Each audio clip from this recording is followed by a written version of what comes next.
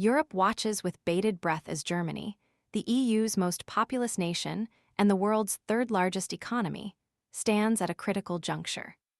Nearly 60 million citizens are poised to elect a government that will navigate the turbulent waters of a fractured transatlantic alliance under Donald Trump's leadership and contend with burgeoning threats to European security, all while Germany's celebrated economic model falters.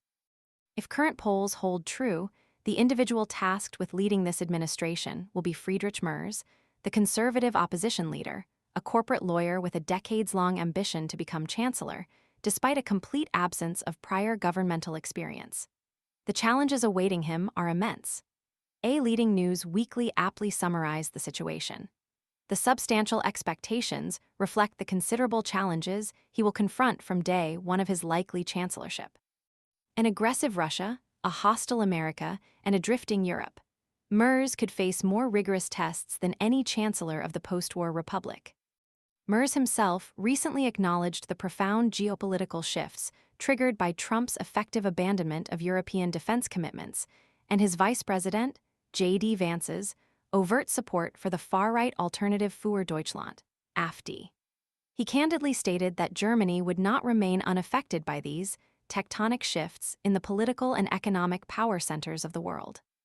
Trump's undermining of NATO and betrayal of Ukraine have delivered, in the words of Ursula Munch, director of the Academy for Political Education in Bavaria, a wrenching punch to the gut, particularly for Merz's Christian Democratic Union, CDU, an organization deeply rooted in transatlantic solidarity and friendship.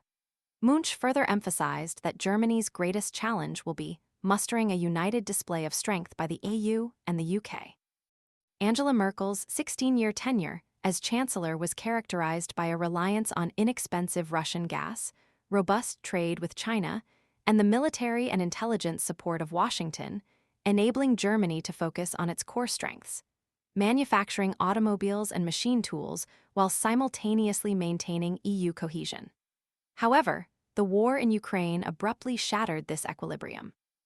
Within days of the conflict's commencement, Chancellor Scholz declared a Zeitenwende turning point, establishing a Euros 100 BN, 85 BN, fund to bolster Germany's meager military equipment reserves and committing to meeting NATO's defense spending target of 2% of GDP.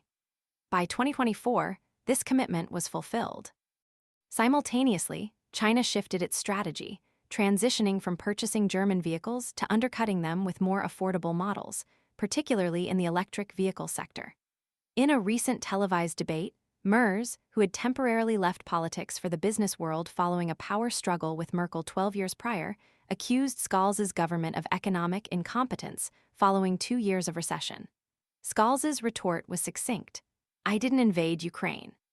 Scholz's coalition government ultimately collapsed in November, mere hours after Trump's U.S. election victory, due to an unresolved deadlock concerning the stringent debt brake, which limits annual federal government borrowing to 0.35% of GDP.